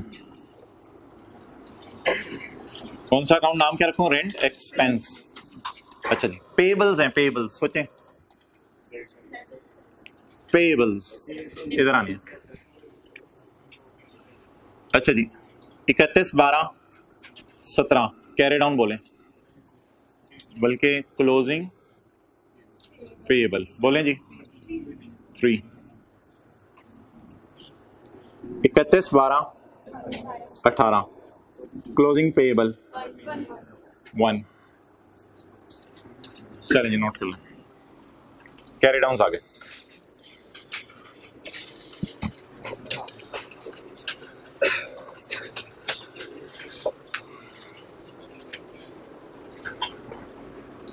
और इसको यहां से कंपेयर कर लें आप। अभी ना अकाउंट तो अकाउंटिंग वालों को ही बनता है, एक्रूवल्स में अकाउंट टैक्स वालों का नहीं हम बनाते। अकाउंट ये आईएफआरएस रूल्स वाला है।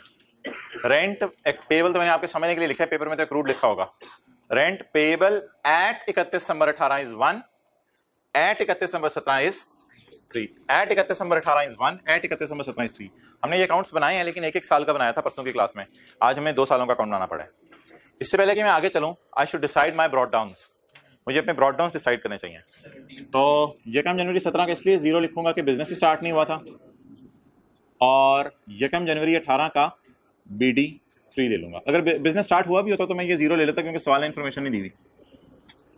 Okay, clear? अब पहला साल आसान है, क्योंकि पहले साल में तो फिगर ही एक है।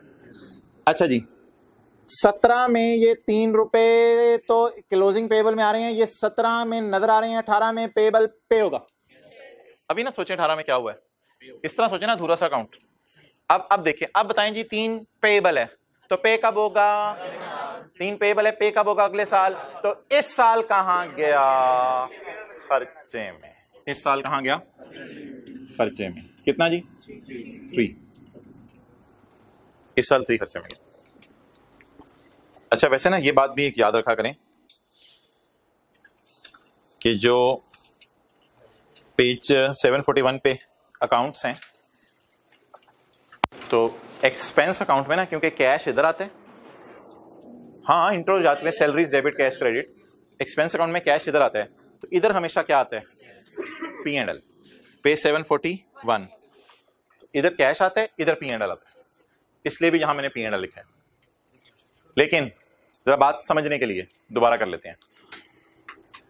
ये पेबल अगले साल पे होगा, तो इस साल किस में जाएगा? खर्चे में। ना भी पता हो इस साल खर्चे में जाएगा, तो आपको पता है एक्सपेंसेस अकाउंट में इधर P&L आता है और इधर, तो बाय डिफॉल्ट इधर P&L लिखेंगे। अब 31/12/17 वो उसका कैप खुली हुई थी ना कैमरे की, तो ऐसे छेड़ा था कैप को। अच्छा, अब मोहतरम सवाल ये होगा कि 31/12/17 का करंट और डेफर्ड साथ साथ फारिग कर दें। 31/12/17 का करंट और डेफर्ड साथ साथ फारिग कर दें। तो 31/12/17 का पहले डेफर्ड कर लेते हैं। डेफर्ड क्या नाम रखूं मैं इसका? रेंट। अकाउंटिंग वालों तो हमेशा ही कैरिंग अमाउंट शो करेंगे। कितनी आ गई जी? 3। सिर्फ इस साल को ज़हन में रखें यार, मैं मिटा ही देता हूं। सिर्फ इस साल को ज़हन में रखें। कैरिंग अमाउंट आ गई जी। टैक्स वालों की WDV बताएं। वो लोग हमें ऐसी दुनिया में ले गए हैं जहां कौन सी अकाउंटिंग यूज हो रही है? कैश अकाउंटिंग यूज हो रही है। अगर वो हमें ऐसी दुनिया में ले गए हैं जहां कैश अकाउंटिंग यूज हो रही है, तो फिर वैसी दुनिया में rent is allowed for tax purposes on, तो ऐसी दुनिया में क्या एग्जिस्ट नहीं करता? पेबल्स एग्जिस्ट नहीं करते। तो पेबल्स की WDV टैक्स वालों की नजर में बुक वैल्यू 0। वो आगे इंशाल्लाह कर लेंगे, उसको छोड़ें आप। बस ये 3 और 0 लिखना काफी था फिलहाल। वो एंड पे सवाल जब आएगा तो सारे इकट्ठे सोच लेंगे, वो कोई मसला नहीं। अच्छा चलिए, अगर साथ साथ लिखना है तो लिख लें। ये पेबल पे कब होगा? तो फिर डिडक्ट भी कब होगा? अगले साल। टैक्स वाले क्या कह रहे हैं? It is deducted when paid, तो पेएबल पे कब होगा? अगले साल, तो डिडक्टेबल इन फ्यूचर। लेकिन रट्टे में रूल नंबर 3 था, if carrying amount of liability is greater than tax base of liability. Current tax में जरा सोचें, वो किधर है? आते आते नहीं आया। 17 के P&L तक आते आते ये 3 रुपए खर्चे में जाने की वजह से क्या हो चुका है? माइनस हो चुका है। टैक्स वाले कह रहे हैं हम तब माइनस करने देंगे जब आप इसको आप बता दें क्या करें, इसका ऐड कर दें, लेस कर दें, ऐड कर दें। दोबारा सोच लें, 110 तक आते आते 3 का खर्चा माइनस हो चुका है। टैक्स वाले क्या कहेंगे? कब माइनस कर लो? जब पे करो। पे तो भी हुआ नहीं, तो माइनस जो कर दिया हमने उसे क्या करवाएंगे? ऐड करवाएंगे। तो ऐड कर दें रेंट एक्सपेंस, कितना जी? 3। लेकिन मोहतरम मैं यहां पे ना थोड़ा सा पॉज लेके करंट टैक्स को की वर्किंग को रट्टा रिवाइज करवाने लगा हूं, क्योंकि पेपर में टाइम नहीं होता। तो करंट टैक्स की वर्किंग का रट्टा जरा रिवाइज। डेफर्ड टैक्स आसान होता है, जब भी टैक्स वाले कैश अकाउंटिंग फॉलो करें चुप करके मुंह उठा के यहाँ 0 लिख देना होता है। तो डेफर्ड टैक्स आसान होता है, मसला होता है करंट टैक्स में एडलेस करने का फड्डा। तो यहाँ थोड़ा सा रट्टे से हेल्प लेते हैं। काजी साहब आपने सवाल पूछा था एक दफा, इस लाइन का क्या मतलब है? इन करंट टैक्स उल्टा खर्चा, उल्टा दें खर्चे को। जब भी कैश अकाउंटिंग फॉलो हो रही हो, रोल नहीं, उल्टा दें खर्चे को। खर्चा कितना नजर आ रहा है? 3। खर्चा कैसे उल्टाएंगे? ऐड कर। तो रट्टा प्रोग्राम करंट टैक्स का भी स्ट्रांग होना चाहिए हमारा, टाइम सेव करने के लिए। खर्चों को क्यों उल्टाते हैं? क्योंकि पेमेंट को रिकॉर्ड करेंगे। ये भी रट्टा नहीं है, लॉजिक ही है। खर्चों को क्यों उल्टाना है? क्योंकि किसको रिकॉर्ड करेंगे? पेमेंट को। और हमें कैसे पता है इस साल खर्चा हुआ है या पेमेंट हुई है? P&L अकाउंट जिंदाबाद। P&L इसका मतलब है खर्चा इस दफा हुआ है, खर्चे को उल्टा देना। अगले साल क्या कहानी बनी थी जी? बोले। ओपनिंग पेएबल कितना था? 3 और क्लोजिंग पेएबल 1। अच्छा यार मुझे ये बताएं, यहां पे आके ना थोड़ा सा अब सोचना पड़ेगा, क्योंकि ये पहली दफा हमारे साथ ऐसा हुआ है कि बीडी भी आ रहा है अकाउंट में। हमने जो पिछली क्लास जानबूझ के की थी ना, परसों वाला सवाल क्वेश्चन 10, मैंने जानबूझ के सिर्फ सीडीसी डाले थे, उसमें बीडीज नहीं डाले थे। अब सवाल में बीडी भी आ गया। अब जरा सबकी टेंशन चाहिए थोड़ी सी। अब मोहतरम पहले तो चलते हैं लॉजिक पे। पुराना पेएबल इस साल एक्सेलेंट पे होगा, तो आपको पता है पेमेंट के लिए ये वाली साइड है, वो पुराना पेएबल तो पे करे ना यार। पिछले साल के दिसंबर का रेंट पेएबल है 3 रुपए, वो 3 रुपए उसको दे दें यार खुदा के लिए।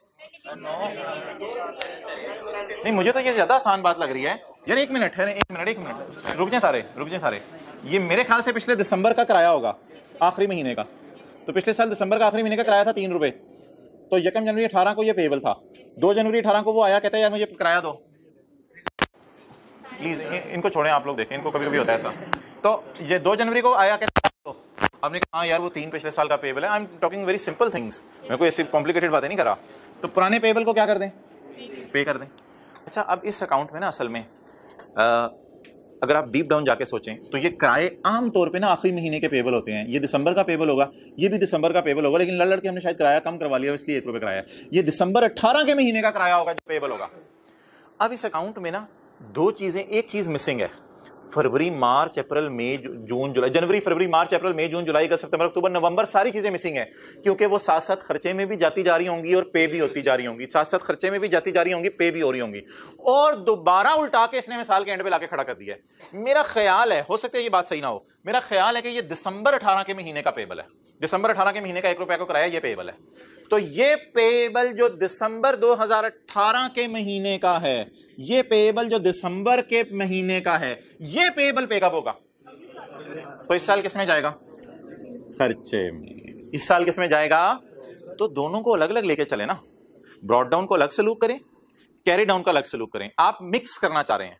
मैं फिलहाल क्या कह रहा हूं, ब्रॉड डाउन के साथ जो करना है वो करें, क्योंकि ये नॉन करंट लायबिलिटीज नहीं होती कि 6 साल बाद पे होना है ये 3, ये करंट लायबिलिटी होती है, फौरन पे करना होता है। तो फौरन पे किया 3। अब असल में इन अकाउंट्स को कहते हैं अधूरे अकाउंट। कि पूरे साल का रेंट एग्रीमेंट दिया नहीं, तो अधूरे अकाउंट से फिर कलाबा ही मिला सकते हैं हम, और क्या कर सकते हैं? अधूरे अकाउंट से अधूरी अधूरी बातें करके समझा सकता हूं मैं। तो मैं जो यहां समझाना चाह रहा हूं वो जरा गौर से सुनना है आपने। पुराना पेबल कितना था? 3। पुराना पेबल इंशाल्लाह इस साल पे होगा, क्योंकि ये करंट नेचर के अकाउंट है, साथ साथ खत्म होते रहते हैं। अच्छा, हमारे साल के एंड पे पेबल कितना है? ये पे कब होना है? ये उस 3 में से एक नहीं है, ये उस 3 में से एक नहीं है, क्योंकि लोग इतने लॉन्ग टर्म किराए पेबल नहीं रखते, ये रेंट पेबल करंट नेचर के अकाउंट होते हैं। हमारे साल के एंड का पेबल क्या आ गया? अच्छा, ये कब पे होने? अगले साल। जब ये पे होने अगले साल, तो खर्चे में किस साल जाने हैं? इस साल। अब ये भी मेथोडोलॉजी बिल्कुल एक्सेप्टेबल है, लेकिन माजरत के साथ मैं अवली बात पे आने लगा हूं। पेपर में टाइम सेव करने के लिए लॉजिकल बात मुझे ये लगती है, और यही ज्यादा लॉजिकल बात है।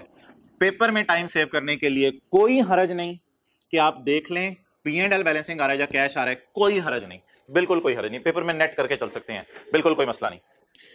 अब इसके लिए हमें देखना पड़ेगा कि अकाउंट में इधर क्या आता है और इधर क्या आता है? कैश।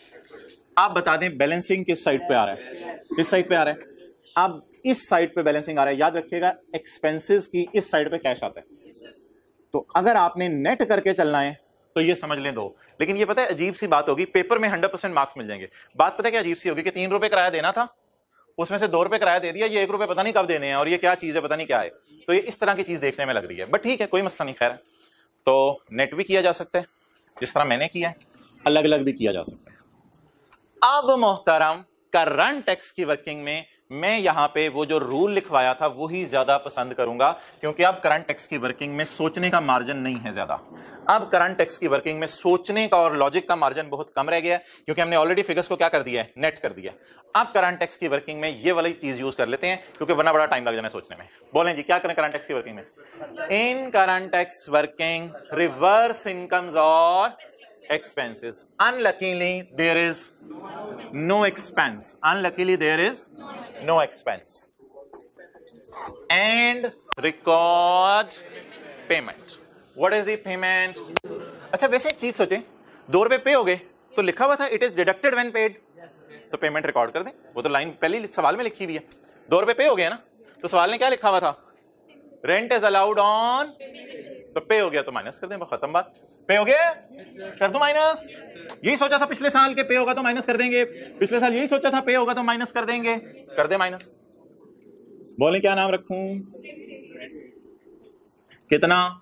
2। अच्छा, अगर कोई ऐसे करता है ना, कोई ऐसे करता है कि पहले पेएबल पे कराएगा और ये वाला पेएबल कब पे होगा? तो खर्चे में किस साल जाएगा?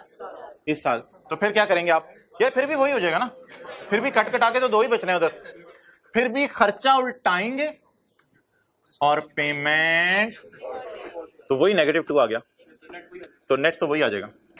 इसलिए शॉर्टकट करें, दोनों का बैलेंसिंग ले लें, ये बैलेंसिंग यहां लिख लें, शॉर्टकट चला लें। हाँ, दूसरा तरीका भी कर सकते हैं 100%, वो ज्यादा लॉजिकल है वैसे। अच्छा, अब हमने क्या कराया जी? पेबल को पे कराया है? नहीं, हमने ओपनिंग क्लोजिंग पेबल देखे हैं और पेपर में जहन में सोचा है यहां खर्चे आते हैं, यहां पेमेंट्स आती हैं, तो खर्चे खुर्चे हैं कोई नहीं, पेमेंट्स डाल दे। वैसे ऐसा बिजनेस में होता नहीं है कि खर्चे ना हो, लेकिन मजबूरन हमने उठा के यहां क्या डाल दिए? बोले पेमेंट डाल दी। शुक्र है जी, बात ओवर हो गई। अब पॉइंट नंबर 3 में आए और आप हिम्मत करें और इंशाल्लाह ये अकाउंट अब आप खुद बनाएं, ट्राई करें। अच्छा यार सॉरी, एक चीज तो रहेगी ना, 18 का डेफर्ड भी तो फारिग कराएं। क्लोजिंग पेबल क्या है भाई? बैलेंस शीट में से क्लोजिंग जाते हैं, ये ना बड़ा इंपॉर्टेंट सवाल है जो आज हम कर रहे हैं। रेंट पेबल क्लोजिंग 1, लेकिन टैक्स वाले कौन सी अकाउंटिंग फॉलो कर रहे हैं? ये जरा नोट कर लें, फिर आगे चलिएगा। और रूल नंबर 3 लगेगा, 1 बन जाएगा deductible temporary difference.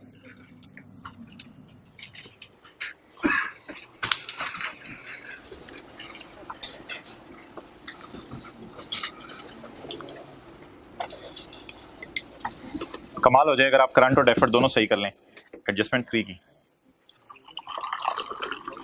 Along with सारा सोचना जो मैंने साथ साथ सोचा है। इतना टाइम नहीं होता सर।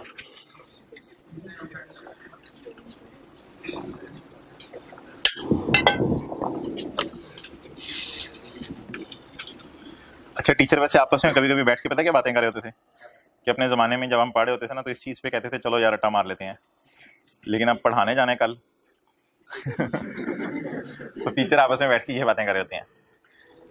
ओके, कभी आए आप लोग टीचर्स की बातों में? ट्राई करें। एक टीचर दूसरे को कह रहा होता है आज इस एडजस्टमेंट में क्या गोली कराई क्लास को, दूसरा कहता है ये गोली कराई। ओके, तो सही है ना, गोलियां करानी पड़ती हैं कई जगह। वर्किंग 3 नहीं गोलियां नहीं करानी, सीए करना है। चलें जी, वर्किंग 3। असल में ना देखें, लॉजिक हर चीज की बताई जा सकती है अगर सिलेबस का टाइम इजाजत दे। टाइम ही इतना ज्यादा लग जाता है चीजों को खत्म करने में कि कुछ जगहों पे फिर शॉर्टकट बताने पड़ते हैं। Okay, point number 3, insurance is allowed on payment basis. पहले तो ये बता दें, इंश्योरेंस इनकम है हमारी, एक्सपेंस है, पेमेंट होनी है, एक्सपेंस है। और प्रीपेड इंश्योरेंस है,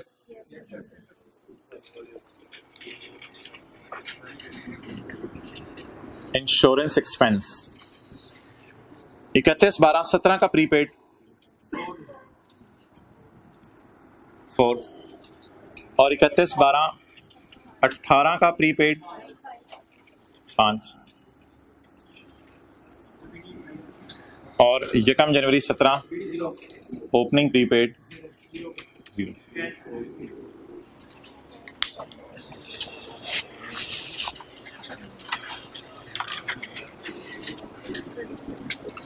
अच्छा चलें, इस बात को साइड पर रखें। प्रीपेड कार्ड आपको पता है इस साल आप खरीद चुके होते हैं, कैश पे कर चुके होते हैं। अच्छा, अब लॉजिक पे थोड़ा सा सोचें, लॉजिक पे यहां थोड़ा सा सोचना पड़ेगा ताकि P&L कैश आए। वैसे तो एक बात बता दूं आपको, ये वाली साइड कैश के लिए है, आपको पता है एक्सपेंसेस अकाउंट में यहां कैश आता है, ये भी याद रखा करें, ये वाली साइड कैश के लिए। लेकिन वैसे जरा लॉजिकली सोचें, प्रीपेड इस साल पे हो गया, अगले साल प्रीपेड कार्ड इस्तेमाल करेंगे तो खर्चा भी बुक कर लेंगे। तो प्रीपेड इस साल पे हो जाता है, अगले साल किस में जाता है? खर्चे में जाता है। तो लॉजिकली भी यहाँ कैश ही आना चाहिए। और वैसे भी हमें पता है एक्सपेंस अकाउंट में इधर कैश आता है। कितना हो गया जी? 4। अब पहला साल पूरा कर लेते हैं। अकाउंटिंग वालों की कैरिंग अमाउंट, प्रीपेड अकाउंटिंग वालों की कैरिंग अमाउंट 4। टैक्स वाले कौन सी दुनिया में ले गए हैं? Insurance is allowed on payment base, तो टैक्स बेस बोलें, क्लियर? अच्छा जी, अब मोहतरम प्रीपेड इंश्योरेंस एसेट है लायबिलिटी है? एसेट है। अब मैं बिल्कुल रट्टा लगवा रहा हूं, वो जो याद करें, मैं अभी सोचवा नहीं रहा, टाइम नहीं है, वरना परसों वाला लेक्चर रिवाइज कर लें जाके। मुझे बता दें रूल 1 लगेगा, रूल 3? 1 और 3 ज्यादा लगते हैं, बाकी तो लगते भी नहीं। Rule 1, if carrying amount of asset is then it is taxable temporary difference. असल में वजह पता है क्या बताई थी टैक्सेबल क्यों है? ये 4 पे इस साल हो गया, अगले साल जाएगा खर्चे में, तो टैक्स वाले कहेंगे खर्चा तो पहले तुम्हें माइनस करने दिया था जब पे कर दिया था तुमने, तो इसलिए ऐड कर दो, तो इसलिए अगले साल टैक्सेबल होगा। फिर छोड़ने पर। अच्छा जी, करंट टैक्स की वर्किंग में पहले तो हमने रट्टा लगाना है सोचे बगैर। How to tackle the question वाला एक पेज है हमारी किताब में, वहां ये लिखा हुआ है reverse the expense and record the payment. पहले तो रट्टा लगा देते हैं करंट टैक्स में, reverse the expense and record the payment. Insurance payment हो रही है या खर्चा आ रहा है? रिकॉर्ड पेमेंट्स के साइन के साथ होती हैं, नेगेटिव साइन के साथ। अब लॉजिकली सोच लेते हैं, क्योंकि इसमें BD-CD कोई ज्यादा नहीं है, तो लॉजिकली सोच लेते हैं। अकाउंटिंग वालों ने इस साल खर्चा बुक नहीं किया, बेशक देख लें व्हाइट बोर्ड पे, अकाउंटिंग वालों ने खर्चा बुक नहीं किया। टैक्स वाले कह रहे हैं it is allowed when paid, बोलें। अकाउंटिंग वालों ने खर्चा माइनस नहीं किया, टैक्स वाले कह रहे हैं it is allowed when it is paid. Minus करना पड़ेगा, माइनस करना पड़ेगा। चलें जी, ये बात तो सारी लॉजिक्स के साथ होगी, लेकिन अगले साल ऊपर ऊपर से काम चलाएंगे विदाउट लॉजिक्स। अच्छा, ये कैरी डाउन क्या बनेगा जी? 1 जनवरी 18 का brought down, opening prepaid 4, closing prepaid 5। अच्छा, अब अगर ज्यादा टाइम है पेपर में सोचने का, तो ये प्रीपेड पिछले साल पे हुआ था, इस साल P&L में जाएगा, और ये वाला कोई और प्रीपेड है, ये अगले साल P&L में जाएगा, इस साल पे हो गया। तो ऐसे भी हो सकता है कि इसको इधर लिख दें और इसको इधर लिख दें, लेकिन नेट करके भी हो सकता है। अब जरा नेट करके बताएं कि कौन सी साइड बच रही है? डेबिट साइड पे आना है 1, अगली बात सोच के बता दें, ये साइड किसके लिए है? कैश के लिए या P&L के लिए? कैश के लिए। ओके, अब आप मुझे बता दें how to tackle the questions में क्या सीखा था? सबर वाले में how to tackle the questions हमने सीखा था in current tax working reverse P&L वो है नहीं, एंड रिकॉर्ड पेमेंट, पेमेंट्स के साइन के साथ रिकॉर्ड होती है नेगेटिव साइन के साथ। इस वजह से हम यहाँ 1 क्या कर देंगे? माइनस। It's over. अब आ जाएं, 1 मिनट, अब आ जाएं क्लोजिंग प्रीपेड। क्लोजिंग प्रीपेड इधर इधर इधर, ये वाला क्लोजिंग प्रीपेड बैलेंस शीट में भी तो जाना है ना। प्रीपेड इंश्योरेंस कितना जी? 5। टैक्स वाले कौन सी दुनिया में है? रूल 1 लगेगा। एक्रूअल प्रीपेमेंट वैसे हर दफा ही सोचवाती हैं, आज भी सोचवाया, लेकिन वो जो हाउ टू टैकल वाली बात अगर याद हो तो जरा आसान है। हाँ, TTD, टैक्सेबल टेम्परेरी।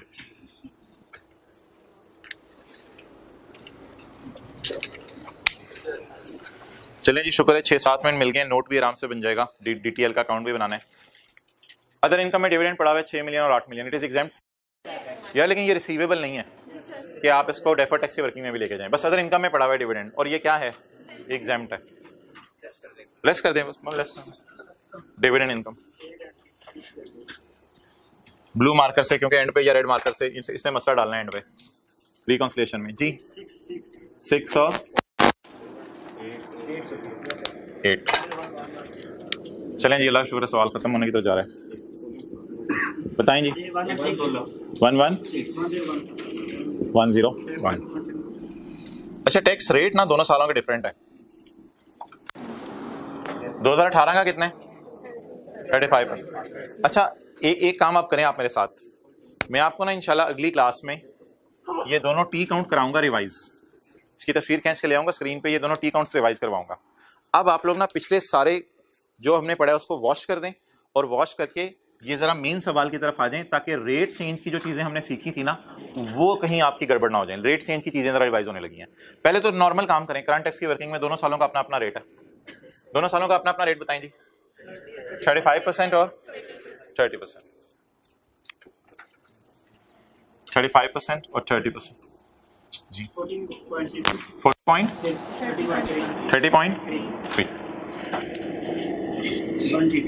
1 TTD। अच्छा, इस साल का रेट क्या है? 30%। कितना आ गया? 0.3। 4 TTD। इस साल का रेट क्या है यार? रेट ने कोई फटा डाला मैं खुद बताऊंगा, फिलहाल सिर्फ रेलेवेंट ईयर्स के रेट बताएं। 1 पॉइंट क्या आ जाएगा? DTL। रिक्वायरमेंट में अलग अलग निकला हुआ है, लिखा हुआ है रिक्वायरमेंट में। सही कह रहे हैं भाई, अलग अलग लिखा हुआ है, बिल्कुल सही। अब टाइम नहीं है मेरे पास, रिक्वायरमेंट में अलग अलग निकालना है। Compute the deferred tax liability and asset for each temporary difference. Requirement के मुताबिक अलग अलग निकालना है, पर टाइम नहीं छोड़ें। अच्छा, यानी इन दोनों को निकालें, इन दोनों को निकालें। रिक्वायरमेंट ये कह रही है। ओवर जी, डेफर्ड टैक्स का टी काउंट बनाएं। डेफर्ड टैक्स का टी काउंट बनाएं। Deferred tax liability count. अच्छा यार, एक बात याद रखिएगा, 1 जनवरी 17 का मैं BD 0 ले रहा हूं क्योंकि बिजनेस ही नहीं था। अच्छा जी, अब यार नोट नहीं करना, अब 2-3 मिनट देने हैं जरा।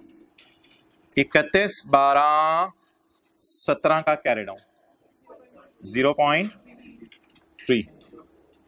31/12/18 का कैरी डाउन 1.4। क्या इस कैरी डाउन को क्या बनाए? कितना? 0.3। ओके,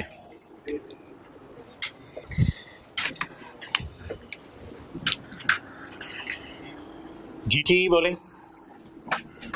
0.3। अब एक मसला आएगा, ये वाला 0.3 30% पे है, और ये वाला 1.4 35%। क्लियर? अब इसे खुद ही पूरा कर लें। दो DT ले आए, जल्दी करें, रिवीजन हो जाएगी, जल्दी करें।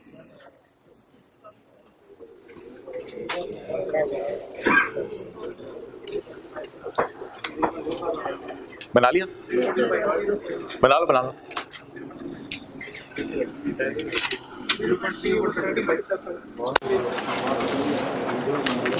ओके, ओपनिंग क्या है? अब उर्दू के फिगरे पेपर में लिखने नहीं है, ज़बानी सोच लें। ओपनिंग क्या है? लाइबिलिटी। लाइबिलिटी को 5% से बढ़ा दो। लाइबिलिटी बढ़ाने के लिए कौन सी साइड टीचर बताते थे? Credit side. तो क्रेडिट साइड पर DTE 0.3 पड़ा हुआ है, 30 पे हमें चाहिए 5,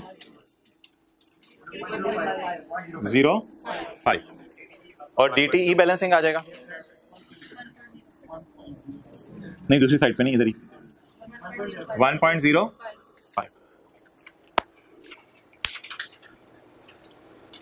क्लियर? Yes sir. 1 से 1.5 मिनट लीजिएगा नोट बनाने में, ज्यादा टाइम नहीं। एग्जाम इनकम्स भी हैं, एग्जाम इनकम्स भी हैं। 1 से 1.5 मिनट लीजिएगा नोट बनाने में, ज्यादा टाइम नहीं।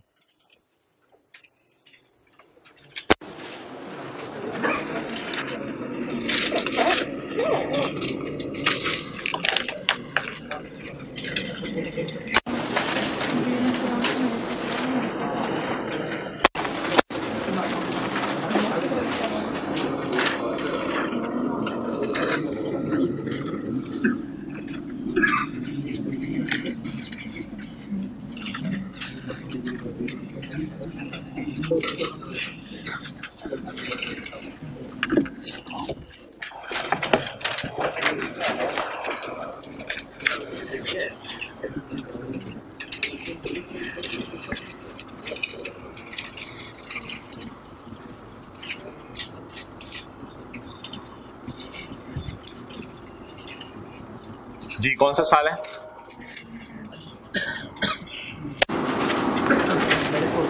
चलें ठीक है, मेरे साथ चलें। 30.3 और 40.6।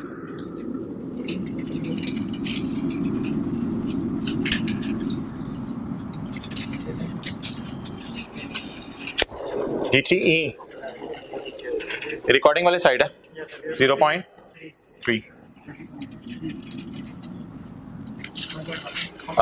0.3 इधर 1.05 में जरा जमा करें। 0.05 1.1 दोनों को ना जमा करके यहाँ लिखना होता है।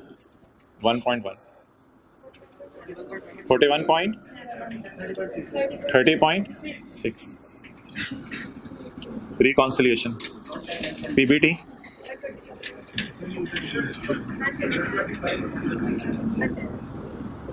Rate 35%, calculator 43 33। ओके, चलिए पहले डिविडेंड कर लें। 6 और 8 का डिविडेंड 6 इंटू 35% और 8 इंटू और लेस होता है डिविडेंड 2.4। आप मोहतरम बता दें, सुबह से हम लगे हुए हैं इस 0.05 को। आपको याद है सुबह क्लास में 6 इस साइड पे आ रहे थे, नेगेटिव लिखे थे। 1 मिनट के लिए अटेंटिव रहे। आप 6 इस साइड पे आ रहे थे, नेगेटिव लिखे थे, लेकिन अब रेट चेंज वाला इफेक्ट इधर आ रहा है तो ये पॉजिटिव लिखेंगे, लेकिन ये तो रटा हो गया। टैक्स क्या होता है? खर्चा। तो ये भी कौन सी साइड है? खर्चा। तो खर्चे में खर्चा ऐड कर दें। लेकिन इस साल मसला आया, इस साल तो नहीं आया था। 0.05 ये रिकंसाइलिंग आइटम का नाम क्या है? रेट चेंज का इफेक्ट। अब अलग रेट टैली कर दे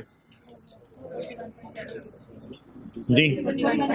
41.7 30.6। ठीक है जी, पॉज करके नोट कर लें। और कोई नहीं, बस ठीक है। पास पेपर क्वेश्चन 5 आप खोलना, उसमें भी रेट चेंज है, इंशाल्लाह हो जाएगा आपसे। करो उधर करो, ठीक है। पॉज करके नोट कर लें।